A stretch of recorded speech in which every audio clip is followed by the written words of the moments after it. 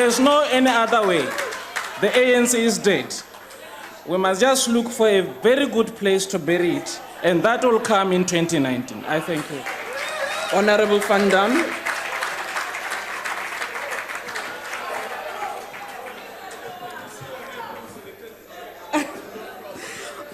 Order. Honorable member, you can proceed. Honorable Chairperson, as we celebrate the 20th anniversary of the signing of our Constitution, it is important that we carefully assess where we are in achieving the human rights obligations it imposes in the Bill of Rights, so we can map a way forward for achieving those still outstanding. Our Bill of Rights forms a cornerstone of our democracy, enshrines the human rights of all people in South Africa, and requires that the rights it affirms are respected, promoted, protected, and fulfilled by the state. In assessing whether the government... Can you proceed?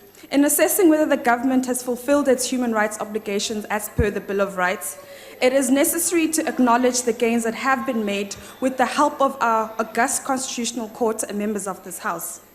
Achievements worth applauding include the abolition of the death penalty, the legalization of same-sex marriage, and the protection of freedoms related to rights of religion, political choice, culture, and language.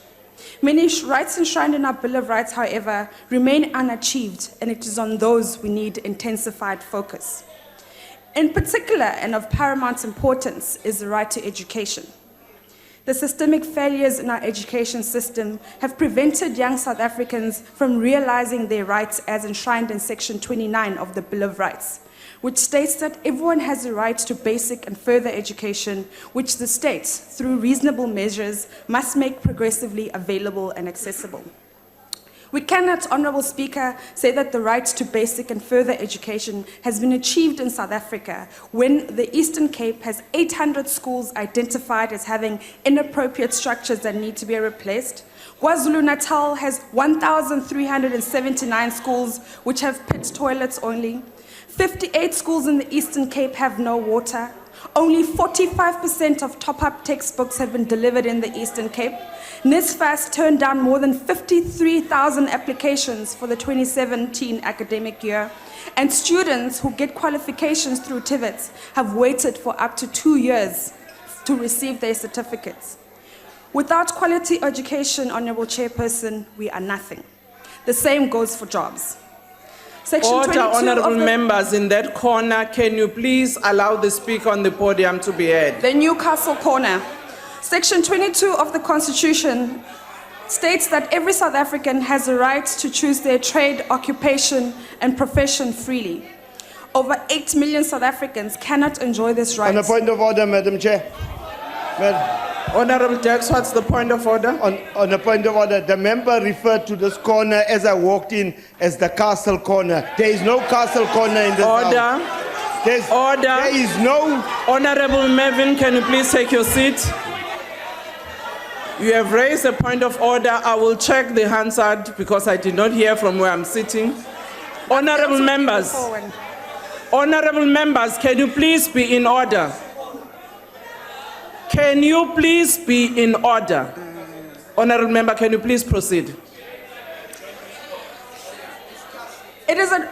Over 8 million South Africans cannot enjoy this right because there are simply no trades, occupations, or professions for them to choose from. It is a right to choice that many are prevented from exercising. The rampant joblessness in South Africa directly infringes on many other rights in the Bill of Rights for those without jobs, such as the right to human dignity, life, movement and residence, housing, healthcare, food, social security, and the access to courts. Honourable Chairperson, another right that has not been fulfilled is the protection against unfair discrimination on grounds of race, gender, sex, and sexual orientation. South Africa sadly remains a largely patriarchal and sexist society where the rights of women and girls are not advanced or protected sufficiently. Our country, unfortunately, also remains divided on a basis of race. A reconciled and equal South Africa remains a pipe dream. It certainly does not help, Honourable Chairperson, when unable to deliver on its constitutional obligations, the ANC chooses to divide South Africa on the lines of race, as we heard in John Jeffrey's speech. unable to come here to talk about how the ANC government will deliver social grants, how the ANC government will make sure that there are jobs, how the ANC government make sure will improve service delivery. He came here to talk on and on about opposition parties, to show that the ANC is running scared and is afraid of opposition parties in this country and is preparing for a life in opposition.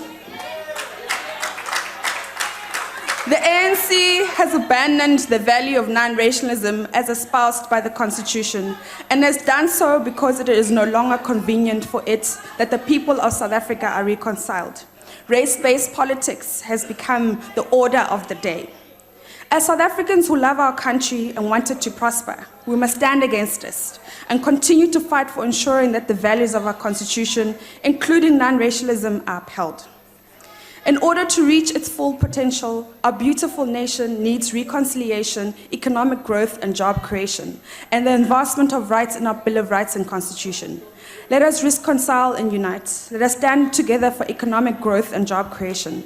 Let us stand together for quality education for all, and let us stand together to protect our Constitution. I thank you. Thank you, Honorable Pando.